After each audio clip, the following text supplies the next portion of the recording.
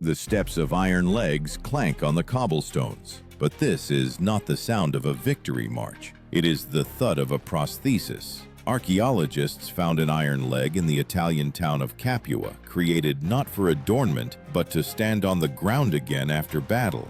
How much pain in each strike of these steps, and who forged a new life for the soldier instead of a lost limb. Historians wrote, veterans of Roman legions often returned home maimed. Polybius noted that warriors often lost arms or legs in battle, especially during close combat with swords and spears. But surprisingly, such people were not abandoned. Already in the 1st century BC, the state began to allocate compensation to injured legionaries, and craftsmen created the first prostheses for them, made of metal and wood. Thus appeared the term prosthesis, from the Greek addition. It meant not just a piece of iron, but a return to life. These early prostheses resembled mechanical sculptures. Bronze fingers, hinges connected by straps, and wooden cores to soften the impact when walking. The weight of such a leg could reach 3 kilograms, almost like a modern combat helmet. Imagine this image. A legionary, who lost a leg in the Gallic War, stands on the scorching stone of the Forum. The sun reflects off the polished metal, and each of his steps sounds like a challenge to fate. He walks again, perhaps slowly, perhaps with pain, but he walks. His iron leg not only supports the body, it transforms into a symbol of will. According to Roman inscriptions, injured soldiers could receive a plot of land or a pension, praemia militiae. But not all were content with peace. Many, despite their injuries, returned to service, to the rear, to guard duties, to camp administration. One of the inscriptions found in the British province mentions a warrior who served as a scribe after an amputation. He could not fight with a sword, but he wrote reports for an entire legion. Archaeologists found the remains of several metal limbs, but it was the find from Capua, the so-called Capuan leg, that became a symbol of ancient Roman engineering. It dates back to approximately the 1st century BC and was discovered in the tomb of a middle-aged man. From its size and shape, it is clear the leg was custom-made for a specific person. The metal was laid over a wooden base and secured with leather straps, a primitive yet surprisingly precise system. This was an era when metal could be cold, but humanity warm, when engineering served not weapons, but hope. And if in our time a prosthesis is a matter of technology, for the Romans it was a matter of honor. For a warrior who lost a limb in battle, for Rome was not to become a pauper, nor disabled, nor forgotten. Yet the question arises, where did the readiness to help the injured come from? In a society that valued strength and physical perfection, what compelled Rome to recognize the value of those who could no longer fight, but could still be part of the empire? It all began with a war that changed the very understanding of body and duty. After the Second Punic War, in the middle of the 2nd century BC, Rome faced a new type of loss. Not death, but debilitating wounds. Polybius wrote that after the battles of Cannae and Zama, thousands of warriors were left without arms, legs, and eyes. These people could no longer stand in formation, but a legionary's heart still beat in their chests, and the state could not allow such hearts to rot in poverty. The Romans created a special system for supporting veterans, colonia veteranorum, settlements for former warriors. There they received land, a home, and the right to live without alms. But for those who lost limbs, this was not enough. As Livy recalled, veterans who sustained severe injuries demanded not pity, but the opportunity to work. And then blacksmiths and craftsmen began to invent what we today call medical engineering. An image of one such master has been preserved on a bas-relief from Ostia, a man in a short tunic, holding a hammer and a saw, working on a metal part resembling a joint. These masters were called fabri, engineers and craftsmen capable of repairing not only catapults, but also a human. They did not have medical education in the modern sense, but possessed what the Romans called ars, an art born of experience and observation. One can almost hear the workshop smelling of coal and oil, sparks flying from the anvil, and behind the wall, someone trying out a new leg, carefully stepping on the stone. In this sound lies the transition from warrior to master, from war to life. Every hammer blow is not just the sound of metal, it is the rhythm of rebirth. One of the most famous examples is a hand prosthesis found in a tomb in Altheim, in a Germanic province. It likely belonged to a veteran of auxiliary troops who served under Augustus. Archaeologists determined the construction included a bronze casing, leather straps, and a hinge allowing the fingers to bend. This was no longer a crude crutch, it was a mechanism conceived with engineering precision. Such a device could have been expensive, according to historians' estimates, the equivalent of a centurion's monthly salary. But veterans who had state support could afford it. For Rome, this was not charity, but an investment. After all, every restored veteran remained an example for new recruits. The empire does not abandon its own. The Romans saw the body as part of the state machine. As Cicero wrote, "Service to the homeland requires all members of the body, and if one is lost, honor demands to replace it with art." It is here that the concept which can be called the first military medicine is born. In the camps, next to the forges, healers, medici, operated. These were professional doctors attached to the legions. They not only bandaged wounds, but also advised the craftsmen creating prostheses, suggesting how to distribute the load so that a person could walk. The term medicus did not mean a surgeon in our understanding. This was a versatile physician. He knew how to suture wounds, cauterize wounds, and even amputate limbs. In Celsus's treatise De Medicina, it is described in detail how exactly such operations were performed. Celsus advised amputating no closer than 2 fingers from healthy tissue, so that a skin flap could be applied, and an artificial leg later attached to it. Almost 2,000 years later, archaeologists find traces of these interventions, even bone cuts, traces from bronze instruments. This is evidence that Roman surgery was not barbarism, but a system. Every step in it had meaning. And now imagine a legionary who yesterday lay in the infirmary, today takes his first steps on a wooden leg. His body trembles with pain, sweat drips onto the ground, but he walks. His brothers in arms stand in formation and silently watch. They do not pity him, they envy his courage, because he proved, even having lost flesh, one can remain a soldier. This idea would become the foundation of Roman identity, a belief in the power of will over the body. But ahead of these iron people was yet another test. They needed not just to stand, but to fight again. And then metal became part of war. The first thing a veteran returning to formation with an iron leg heard was not applause, but the beat of a drum. The rhythm of the march, which demanded to keep pace. But his step sounded different. One strike, leather; another, metal. This sound revealed him, made him a stranger among his own. And yet, in the Roman army there was no word invalid, only miles, a warrior. If you could hold formation, then you were alive.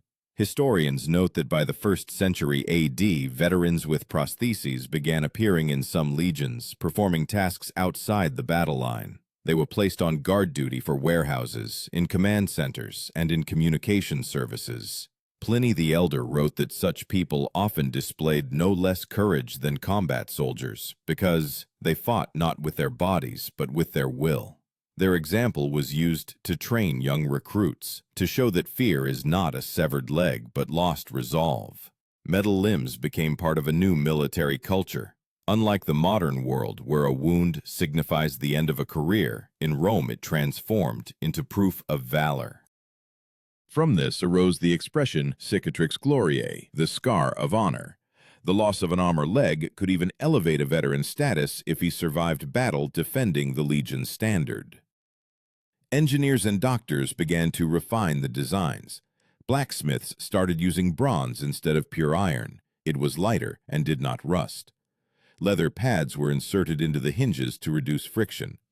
Sometimes craftsmen incorporated movable fingers into the prosthesis, controlled by leather straps. All of this was created by hand for a specific person. Each leg, each arm, like a work of art. In these details, Roman engineering was no less evident than in the construction of aqueducts, for the principles were the same: balance, load, elasticity. Archaeological finds from Pompeii show workshops where blanks for human joints lay next to bronze statues. This was no accidental proximity. Sculptors and blacksmiths used the same methods to recreate ideal forms. The term that accurately describes this phenomenon is opus. In Rome, it referred to any great creation, a temple, a fresco, or a weapon. But when a blacksmith forged a leg for a veteran, he also created an opus, a work in which metal and destiny were united. It was not merely a craft, but a service. Romans believed that the body was a temple of the spirit, and if the temple was damaged, it needed to be restored. Thus, the philosophy of stoicorum, resilience in the face of suffering, was formed. Stoics taught that pain was a test, not a condemnation. Seneca wrote that valor is shown not in avoiding suffering, but in suffering with dignity, and warriors with prostheses became living examples of this philosophy. On the battlefield, they did not always carry weapons, but their presence mattered. One veteran with a bronze arm could inspire an entire cohort. When he stepped forward to the formation, the sun reflected off the metal, and young soldiers saw in him not a mutilation, but the light of honor. This gleam replaced words. Archaeological evidence shows that some prostheses were adorned with engraving, patterns, letters, legion symbols. Perhaps this was a way to return individuality to the body, to make the metal a part of oneself. In one found fragment, the Latin word spes, hope, is visible. The metal on which this word was engraved preserved more than flesh. It preserved meaning. Many historians debate how widespread this phenomenon was. Some believe that prostheses were rare and a privilege of wealthy veterans. Others, relying on epigraphic inscriptions and inventory lists, assert that military workshops already existed under Augustus, where similar devices were created for the wounded. Likely, the truth lies somewhere in between. Noble warriors had complex constructions, while commoners had wooden crutches covered in leather. But the idea was one. Even after the loss of a body, a person remained part of the army. During the time of Trajan, at the beginning of the 2nd century, Roman medicine reached a particular flourishing. Field hospitals appeared, valetudinaria. These camp infirmaries had separate rooms for long-term treatment. There, Medici and Fabri worked together, creating new limbs for veterans. It was a factory of rebirth, where metal transformed into an extension of flesh. Thus was born the legend of the Iron People, those who survived the sword but did not yield. And although stories about them rarely made it into the chronicles, their steps were heard in every camp. Their clatter on the stone reminded young soldiers, pain passes, but honor remains. But everything would change when the empire faced a new type of war, one where wounds would cease to be a symbol of valor and become proof of the system's own ruthlessness. When Rome entered an era of endless border wars, the metal on veterans' bodies became not just a symbol of strength, it transformed into a sign of the empire's exhaustion. The 3rd century AD brought new wars, not for glory but for survival. Northern provinces burned, legions fought with Germans and Sarmatians, and military doctors were insufficient even for dressings. Tacitus wrote that in some camps dozens of warriors lay without legs and arms, but no one dared to complain. War did not wait for a man to recover, it simply moved on. Nevertheless, even in this dark age, Roman engineering did not disappear. In the camps of the Danube and Rhine, archaeologists find fragments of prostheses, bronze clasps, strap fragments, connecting rings. All this points to the existence of permanent workshops at garrisons. There, blacksmiths and medics worked side by side, creating new limbs for those returning from the front line. These people shared a common name, restituti, the restored. One of the terms that appeared during this period was lorica humana. This was the name given to devices that strengthened a warrior's body after injuries. Bronze bands fixed the spine. Iron frames replaced thigh bones. This was no longer just a prosthesis. It was an exoskeleton of its time. Perhaps crude and heavy, but it allowed a person to move, stand, and serve. The image of those years was not the splendor of the forums, but the smell of metal and sweat.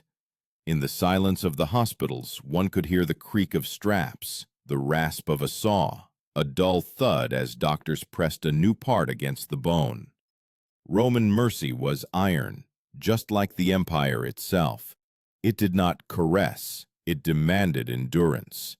But it was precisely this that made the Romans invincible for so long. The loss of a limb was not considered the end. If a person could hold a spear with one hand or stand on one leg, he was still a soldier. Commanders like Septimius Severus encouraged such veterans. They became instructors in training camps, symbols of indomitability. Sometimes they were entrusted with guarding the standards, the ensigns of the legions. This was the highest form of trust. Historians note, at this time, medicine could no longer cope without systemic support. The first forms of military prosthetics appeared. In some provinces, for example in Pannonia, the state even financed special forges. Inscriptions like Officina Medica, medical workshop, are found on discovered slabs. Where catapults were once repaired, now people were restored. However, not everyone saw heroism in this. Senators complained that veterans with injuries became a reminder of the excessive cost of war. According to Dio Cassius, in Rome, one could increasingly see people whose bodies were held together by copper, like statues, but their eyes were empty. This phrase was not just a description, it was a diagnosis of the era. The empire forged prostheses faster than it forged victories. And yet, even in this darkness, the Roman idea of duty did not fade. When the wounded could no longer be returned to battle, they were entrusted with guarding warehouses, barracks, prisons. Some received the title of kustos, guardian. They were the last line of order in a world where everything was crumbling. And if their steps sounded heavy, it was not the noise of iron, but the echo of stubbornness. In the cultural memory of those years, a special attitude towards the body emerged. Craftsmen began depicting warriors with metal limbs in mosaics and statues. These were not pitiable cripples, but heroes, equal to gods. One such mosaic was found in Antioch, a man in armor, leaning on a bronze leg, with a helmet and spear beside him. His gaze is directed upwards, as if he is ready for a new battle. This image is a manifesto of faith in the invincibility of the human spirit. At this same time, the term virtus, meaning valor, acquired a new resonance. Now, valor was not only victory, but also the ability to rise after defeat. As the historian Aelius Aristides wrote, "The body may be wounded, but the will is not." Archaeological finds confirm that Romans even began to use lead inserts in joints to enhance mobility. Some modern doctors compare these finds to prototypes of orthopedic implants. It was an age of pain, but also an age of discoveries. And when the empire began to lose territories, when legions retreated and cities emptied, people with iron arms and bronze legs still walked the roads.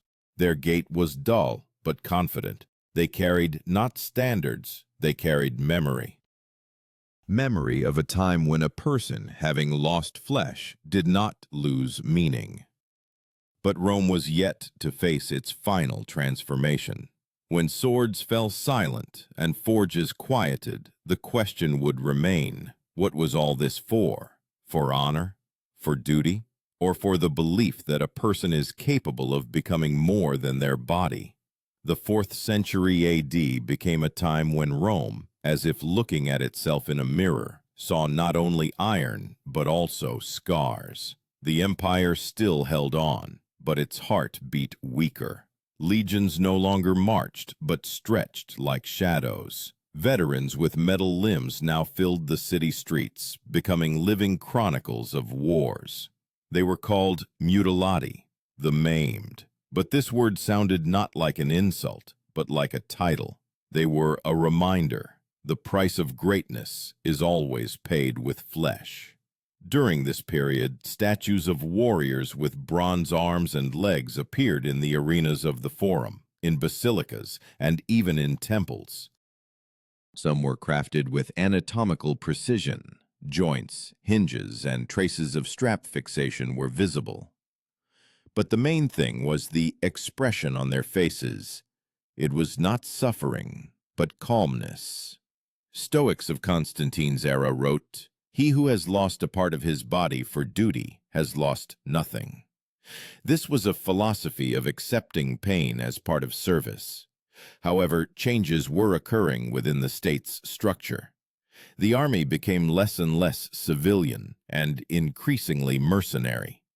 The state could no longer afford generous pensions and workshops for every injured person. Then veteran fraternities emerged, self-governing communities where old soldiers helped each other. They shared not only bread but also crafts. Blacksmiths taught young men to make prostheses.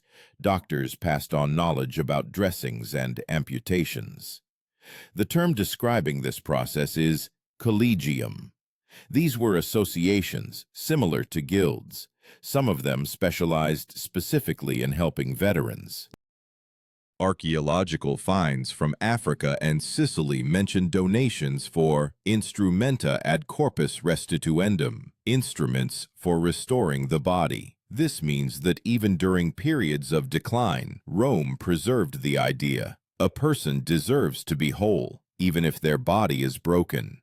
In the workshops, everything at hand was used. Bronze, iron, tin, wood, leather, sometimes even animal bone. Prostheses became simpler, cruder, but did not disappear. One example found in Narbonne is a wooden leg, reinforced with an iron ring, with holes for straps. Its weight is about 2 kilograms, uncomfortable but allowing one to walk.